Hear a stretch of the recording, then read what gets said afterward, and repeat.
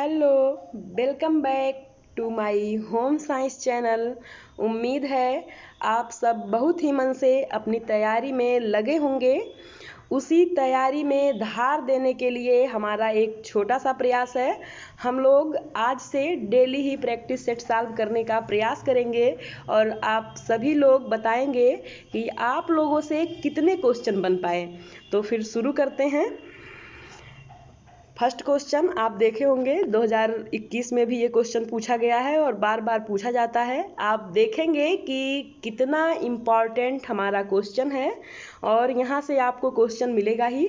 आप देखेंगे पहला क्वेश्चन है हमारा, बच्चों में स्वयं भोजन करने का कौशल किस अवस्था में विकसित होता है। इसको हम डिटेल से समझेंगे।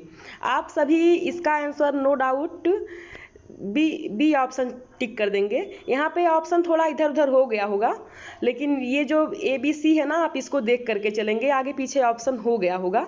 एक मिनट, आप बी ऑप्शन को निश्चय ही टिक कर देंगे, लेकिन हम कहेंगे ये सही नहीं है। कुछ एग्जाम में इसको बी ऑप्शन माना भी गया है, लेकिन क्यों, इसको लॉजिक के साथ समझेंगे। देखिए, जो स्वयं भोजन करने का कौशल है, अगर आप शर्मा एंड शर्मा की बुक पढ़ते होंगे तो उसमें देखेंगे कि जब 6 माह का बालक होगा, प्रैक्टिकली भी देखते होंगे और बुक में जो दिया हुआ है वही ऑथेंटिक है, वही हम मानेंगे। 6 माह का बालक क्या करेगा, दूध की बोतल पकड़ा दिया जाएगा, पीना शुरू कर देगा। 8 माह का बालक खुद से बोतल पकड़ना शुरू कर देगा, यानी ये खुद बोतल पकड़ना शुरू कर देगा। और 9 माह का बालक क्या करेगा, या 1 साल का बालक ये करेगा, कप पकड़ेगा कुछ टाइम के लिए और चम्मच से उठा करके खुद खाने का प्रयास करेगा। तो यहाँ पे हम कह सकते हैं इस क्वेश्चन का आंसर 1 से 2 वर्ष हो सकता है, क्योंकि यहाँ क्वेश्चन क्या है आप इसको समझें। स्वयं भोजन करने का कौशल किस अवस्था में विकसित हो रहा है, यानी ये विकास को कह रहा है, कब से विकसित हो रहा है। 6 माह बोतल वो पीना शुरू कर देता है, पकड़ने लगता है, और 8 माह पकड़ा देने पे वो खुद से पकड़ने लगता है, और 1 वर्ष में कप पकड़ करके और चम्मच से कुछ देर तक खाने का प्रयास करता है। यानी विकास का क्रम यहाँ 1-2 वर्ष में ही शुरू हो रहा है। तो हम कहेंगे यहाँ पे ए ऑप्शन सही है, जबकि बहुत सारे एग्जाम में बी माना भी गया है और विवादित क्वेश्चन रहा है ये। लेकिन हम आपसे कहेंगे शर्मा एंड शर्मा की बुक को आप समझें और इस क्वेश्चन को समझने का प्रयास करें। इसका ऑप्शन ए सही होगा। नेक्स्ट क्वेश्चन है, बाल विकास का अध्ययन है। तो आप क्या कहेंगे, किशोरावस्था तक, बाल्यावस्था तक, शैशवावस्था तक, जीवन पर्यंत। आप इसका क्या आंसर देंगे। तो ये कॉमन क्वेश्चन है, आप लोग इसका कमेंट बॉक्स में आंसर भी दीजिएगा। तो जो ये बाल विकास होता है, अगर आपने पढ़ा होगा, बेसिक नॉलेज भी होगा, तो आप कहेंगे गर्भावस्था से लेकर के और हमारा अंत तक हमारे विकास का अध्ययन जिसमें किया जाता है उसको हम कहते हैं चाइल्ड डेवलपमेंट। तो इसका ऑप्शन डी सही हो जाएगा। अगला क्वेश्चन है हमारा, निम्नलिखित में से किस मिलावट के कारण अंधेपन व हृदय, ये हृदय है, थोड़ा इरर हो गया है यहाँ पे, ये यहाँ पे हृदय है, हृदय संबंधी बीमारी हो सकती है। रोडामाइन बी, आर्जीमोन तेल, मेटेलिन पीला है, यहाँ पे पीला है, इरर हो गया है, टाइपिंग में गलती हो गई है। खेसारी दाल, इसका कौन सा ऑप्शन सही होगा। तो आप सबसे पहले एक एक ऑप्शन को समझेंगे। रोडामाइन भी नहीं होगा, इसको हम क्रॉस कर दे रहे हैं। मेटेलिन पीला भी नहीं होता है, ये भी हम क्रॉस कर देते हैं। अब बचा 2 ऑप्शन। अब इसमें से आप बताएंगे। आप लोग एग्जाम में ऐसे भी क्वेश्चन सॉल्व कर सकते हैं। मान लीजिए आपके पास 125 क्वेश्चन है, पहले आपने सरसरी निगाह से देखा और जो क्वेश्चन आपको 100% आ रहे थे उसको आपने टिक कर दिया। फिर आपके पास ऐसे जरूर क्वेश्चन होंगे जिसमें आपको 2 ऑप्शन ऐसे होंगे जिसमें लग रहा होगा ये सही है कि ये सही है। तो जो 2 ऑप्शन आपको नहीं लग रहे हैं उनको सबसे पहले आप हटा दीजिए। फिर 2 ऑप्शन में आपको जो सही लगेगा उसको समझने का और लॉजिक के अकॉर्डिंग आंसर निकालने का प्रयास करेंगे, तो आपका ज़्यादा से ज़्यादा क्वेश्चन सही हो जाएगा। तो हम देखेंगे ये जो आर्जीमोन तेल होता है, आर्जीमोन का नाम आर्जीमोन मैक्सिकाना भी है, और आर्जीमोन तेल से एक रोग होता है जिसे हम कहते हैं ड्रॉप्सी। क्या कहेंगे भाई, ड्रॉप्सी रोग होता है। इस रोग में क्या होता है, तो इस और आर्जीमोन को आम बोलचाल की भाषा में कटकैया भी बोलते हैं। इसको भी आप लोग याद रख सकते हैं, हालांकि पूछेगा नहीं लेकिन फिर भी होम साइंस है, तो कटकैया इसको आम बोलचाल की भाषा में आप याद रख सकते हैं। और आप देखेंगे कि आर्जीमोन से कौन सा रोग होता है, तो ये ड्रॉप्सी रोग होता है। इसमें क्या प्रॉब्लम होती है, तो सबसे पहले पैरों में सूजन हो जाएगा, पैरों में सूजन, और हृदय, किडनी, लीवर जैसी बीमारी हो जाएगी। इसके अलावा आपके पास जो 2 ऑप्शन बचे थे, आर्जीमोन तेल का आपने समझा, इससे ड्रॉप्सी नामक रोग हो जाता है, और खेसारी दाल से ये अंधापन रोग हो जाता है। तो आप कहेंगे कि इसमें कौन सा ऑप्शन सही होगा, तो आप बोलेंगे डी ऑप्शन सही हो जाएगा। अगला क्वेश्चन है हमारा,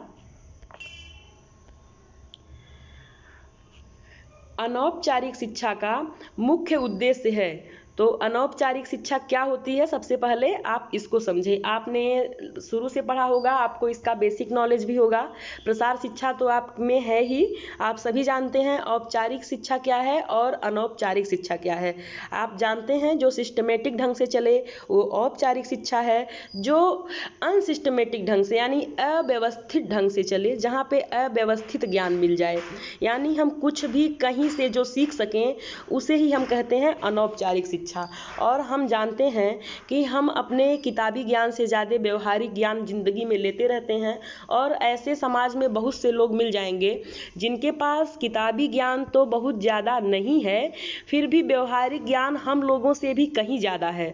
हम अगर अपने दादा दादी से मिलें और भी बुजुर्गों से मिले तो हमें कहीं ना कहीं फील होगा कि ये लोग हमसे ज़्यादा ही बुद्धिमान है, क्योंकि उन्होंने अनौपचारिक शिक्षा हम लोगों से ज़्यादा ग्रहण की है। तो आप देखेंगे इसमें ऑप्शन कौन सा सही होगा, ये तो छोटा सा लॉजिक था बस। तो आप देखेंगे अनौपचारिक शिक्षा की शेष पूर्ति करता है, तो कहेंगे नहीं, पूर्ति कैसे करेगा भाई, शिक्षा का बजट कम करता है, ये भी ऑप्शन काट देंगे। जनता में शिक्षा का प्रचार प्रसार करेगा, प्रसार या प्रचार एक ही बात होती है, तो जनता में शिक्षा का प्रसार करेगा। विद्यालयों का एकाधिकार समाप्त करेगा। विद्यालयी एजुकेशन अलग है और अनौपचारिक शिक्षा अलग है, इसलिए हम इसको सब क्वेश्चन सभी ऑप्शन से हटा करके हम कौन सा ऑप्शन इसको सही करेंगे, आप लोग आंसर कीजिए, और हम आंसर कर रहे हैं इसका बी। ठीक है, अगले क्वेश्चन पे हम आते हैं, जो कॉमन सा क्वेश्चन है, हर एग्जाम में देखने को मिल भी जाता है। इसका ऑप्शन आपको पता चल गया होगा और आप इसका कमेंट बॉक्स में आंसर दे भी देंगे। गृह व्यवस्था एक व्यवहारिक विज्ञान है, ये किसका कथन है, व्यवहारिक विज्ञान है, तो आप बताएंगे ये कोटजिन का कथन है। अगला क्वेश्चन हमारा है जो कि बहुत ही कॉमन है, आप बीए में पढ़ रहे होंगे तब से ही ये क्वेश्चन पढ़ना शुरू कर देते होंगे। अगर आपका होम साइंस में इंटरेस्ट होगा तो आपको ये क्वेश्चन बहुत इजी सा लगेगा। हमारा क्वेश्चन है, जापानी पुष्प सज्जा में सो सूचक है, तो सो किसका सूचक है, ये आप लोग कमेंट बॉक्स में कमेंट कीजिए और इस क्वेश्चन को समझ भी लीजिए। जो जापानी पुष्प सज्जा है, इसमें जो 3 डालियां होती हैं, पहला 90 अंश का कोण बनाता है जिसको हम प्रदर्शित करते हैं सिन से, दूसरा 75 अंश का कोण बनाता है जिसको हम प्रदर्शित करते हैं हाइकी से, और तीसरा 45 अंश का कोण बनाता है जिसको हम प्रदर्शित करते हैं सो से। अब पूछा जा रहा है आपके क्वेश्चन में, सो का सूचक है पृथ्वी हो जाएगा, स्वर्ग हो जाएगा या मनुष्य हो जाएगा, तो हम सबको समझ लेते हैं। अगर सिन की बात करें तो इसका प्रतीक होता है ईश्वर। आप ऐसे भी लॉजिक लगा सकते हैं कि ये डाली सबसे ऊपर है, यानी ऊपर हम भगवान को ही इंडिकेट करते हैं, ईश्वर को ही इंडिकेट करते हैं। अगला क्या है, हाइकी पृथ्वी को शो करता है, और हाइकी किसको शो करेगा, पृथ्वी को। अब बचा सो किसको शो करेगा, तो आप कहेंगे ये मानव को शो करेगा। अब आपको ये क्लियर हो गया होगा। यहाँ से आपको 3-4 तरह से पूछ सकता है, जैसे पूछेगा सो कितने डिग्री पे बन रहा है, या 90 डिग्री पे क्या आएगा, या अर्थ तो पूछ ही लिया है। इस तरह से यहाँ से 3-4 तरह से क्वेश्चन पूछा जा सकता है। अगला क्वेश्चन आपकी स्क्रीन पे है, देखिए ये क्वेश्चन टेक्सटाइल से है, और टेक्सटाइल का अगर आपके पास बेसिक नॉलेज है तो ये क्वेश्चन आप सॉल्व कर चुके होंगे। अगर आपने वास्तव में सॉल्व कर दिया है तो कमेंट बॉक्स में इसका आंसर जरूर दें। तो पहले ऑप्शन को देखते हैं हम लोग, पहला ऑप्शन देखिए, आरलान, नायलान, डेक्रान, ये रासायनिक रेशे हैं क्या? ये सही होगा। एस्बेस्टस, सोना, कायन, ये खनिज रेशे हैं क्या? ये सही होगा। सीसल, रेशम, ऊन, जानता रेशे हैं, ये सही होगा। या फिर लिनन, रेयान, रेमी, वनस्पतिक रेशे हैं, ये सही होगा। तो आप बताएंगे लिनन, रेयान, रेमी। लिनन और रेमी ये अलग हो गया, और रेयान आप सभी जानते हैं कि ये वनस्पति में नहीं आता है। ये किस में आता है? तो आप सभी जानते हैं प्रथम मानव निर्मित रेशा कौन सा है? तो आप कहेंगे रेयान। देखिए यहाँ भी एक क्वेश्चन है, प्रथम मानव निर्मित रेशा। आप मेरे सभी सेंटेंस को ध्यान से सुने और हो सके तो आप लिख भी लें, क्योंकि हर सेंटेंस में एक क्वेश्चन छिपा हुआ है। प्रथम मानव निर्मित रेशा कौन सा है? तो आप बोलेंगे कि रेयान होता है। और दूसरा क्या है? एस्बेस्टस, सोना। एस्बेस्टस, सोना तो खनिज होता है, लेकिन कायन तो नहीं होता ना। अगला क्या है? सीसल, रेशम, ऊन, और क्या है? जानता रेशे। तो आप सभी जानते हैं रेशम और ऊन हमें जंतु से मिलता है, लेकिन सीसल नहीं मिलता। तो इसमें कौन सा ऑप्शन सही होगा? आरलान, नायलान, डेक्रान सभी रासायनिक रेशे हैं। आपका ऑप्शन ए सही हो जाएगा। अगला क्वेश्चन है, सामान्यतः कम प्रोटीन वाला आहार दिया जाता है। कम प्रोटीन वाला आहार किस में दिया जाएगा? आप देखें, कुपोषण जब व्यक्ति को हो जाएगा तो उसको हम रिच डाइट देंगे, है ना। बुखार में भी हम क्या करेंगे? बुखार से पीड़ित व्यक्ति को भी हम प्रोटीन देते हैं। जलने पे भी व्यक्ति को अच्छा डाइट चाहिए होता है। और पीलिया में प्रोटीन इसलिए कम दिया जाता है क्योंकि कहीं ना कहीं हमारा डाइजेशन सिस्टम डिस्टर्ब हो चुका होता है। तो आप समझेंगे इसका आंसर क्या सही है। ठीक, अगला क्या है? ये क्वेश्चन भी बार बार पूछा जाता है। और हाँ, ये जो कम आहार ज़्यादा आहार, ठीक, जो आंत से आपके जुड़े रोग हैं, इसको आप ज़रूर याद रखेंगे।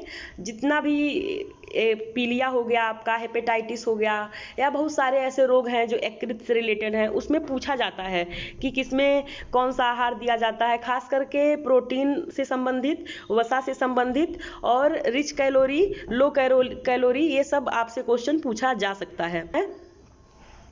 शैशवावस्था में पार्ट्यूनेट अवस्था होती है। तो सबसे पहले आप जान लें कि जो शैशवावस्था होता है, जब बच्चा जन्म लेता है, तो उस अवस्थाओं को हम दो भागों में बांटते हैं। ठीक, जो नवजात शिशु होता है उसको हम कह सकते हैं पोस्ट नेटल। तो जो पोस्ट नेटल अवस्था होती है, आप देख पा रहे होंगे, पोस्ट नेटल स्टेज को हम दो भागों में बांट रहे हैं, एक पार्ट्यूनेट, दूसरा होता है नियोनेट। पार्ट्यूनेट स्टेज के बाद पार्ट्यूनेट स्टेज के बाद कौन सी स्टेज आती है आपकी? तो आप कहेंगे जन्म से 20 मिनट तक, या कहेंगे 15 से 20 मिनट तक कौन सी स्टेज होती है? पार्ट्यूनेट अवस्था। आपको दिख रहा होगा अगर, एक मिनट, ये 15 से 20 मिनट कौन सी अवस्था होती है? पार्ट्यूनेट। और इसके बाद की स्टेज होती है नियोनेट। जब ये स्टेज खत्म होती है, यानी 20 मिनट जब आपका खत्म हो जाएगा पार्ट्यूनेट का, उसके बाद शुरू हो जाता है नियोनेट। तो ये 20 मिनट से लेकर के 30 दिन तक चलता है नियोनेट स्टेज। ये कब तक चलता है? 30 दिन तक। आपको यहाँ से 2-3 क्वेश्चन क्लियर हो गया होगा। अब आप यहाँ पे जान जाएंगे कि शैशवावस्था में पार्ट्यूनेट अवस्था किसको बोलेंगे। तो यहाँ ऑप्शन बी सही हो जाएगा आपका। अगला क्वेश्चन है, देखिए ये भी परिभाषा है। परिभाषा अगर आपको नहीं याद होता है तो बहुत ज़्यादा परेशान होने की आवश्यकता नहीं है। कुछ परिभाषा कॉमन है जिसका आंसर आपको पता चल जाएगा, और मैक्सिमम 4 से 5 परिभाषा पूछता है, जिसमें से 2-3 ऐसे होंगे जो आप सुन के ऐसे ही याद कर लेंगे। तो परिभाषा के चक्कर में आपको ज़्यादा परेशान होने की ज़रूरत नहीं है। अगला क्वेश्चन है आपका, बाल मनोविज्ञान वह वैज्ञानिक अध्ययन है जो व्यक्ति के विकास अध्ययन गर्भकाल के प्रारंभ से किशोरावस्था, एक मिनट, क्या है? किशोरावस्था के प्रारंभिक अवस्था तक करता है। ये किसका कथन है? तो आप इसका क्या आंसर देंगे? अब इस क्वेश्चन को आप शॉर्ट फॉर्म में कैसे समझेंगे? आप इसको याद रखेंगे कि गर्भकाल से किशोरावस्था तक का अध्ययन किसने कहा है? बाल मनोविज्ञान गर्भकाल से किशोरावस्था तक का अध्ययन है।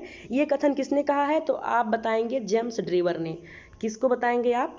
आप कहेंगे ये जेम्स ड्रेवर का कथन है। देखिए कितना इजी सा हो गया। कसूती कढ़ाई संबंधित है, किससे संबंधित है? सबसे पहले एक एक ऑप्शन क्लियर करेंगे। कसूती कर्नाटक से, और पंजाब की फुलकारी आप लोग जानते हैं, लेकिन कसूती की विशेषता क्या है? तो कसूती कलात्मक और क्या है, पौराणिक गाथाओं पर उद्धृत होता है। इसमें कौन कौन से टांके यूज किए जाते हैं ये इम्पॉर्टेंट है। टीजीटी के लिए तो बस इतना ही पूछ सकता है, या फिर आगे भी पूछा ही जा सकता है कि कसूती कहाँ की कढ़ाई है, लेकिन इसके अलावा भी यहाँ से क्वेश्चन बनते हैं कि इसमें कौन कौन सा टांका यूज होता है। तो आप बताएंगे सीधा टांका, और इसके अलावा जिग जैग, क्रॉस टांका और गवंती टांका। आप देखिए ये 4 टांके कसूती कढ़ाई में यूज होते हैं, आप इसको याद रखेंगे। सीधा टांका आप जानते हैं किसे कहते हैं, क्रॉस टांका जिसमें क्रॉस बने होंगे, और जिग जैग जो इस तरह से कुछ बने होते हैं, और गावंती टांके। ये 4 टांके यूज होते हैं कसूती कढ़ाई में, आप याद रखेंगे। और पंजाब की फुलकारी फेमस ही है, कच्छ का इसको गुलकारी भी कहते हैं, अलग अलग आप पढ़े भी होंगे। अगला क्वेश्चन है आपका, आब ए रवा का क्या अर्थ है? आब ए रवा पहले हम देखेंगे संबंधित किससे है। तो आप देखेंगे आब ए रवा का अर्थ क्या है, यहाँ पे ये पूछा है, लेकिन हमने कहा ये संबंधित किससे है। तो जो चंदेर की साड़ियाँ होती हैं, यानी जो चंदेरी साड़ियाँ होती हैं, ये उससे रिलेटेड है।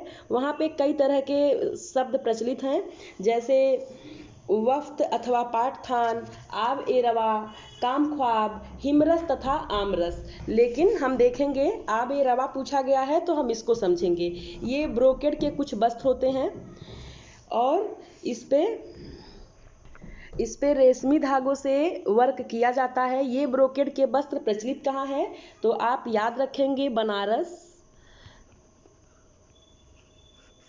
अहमदाबाद और सूरत।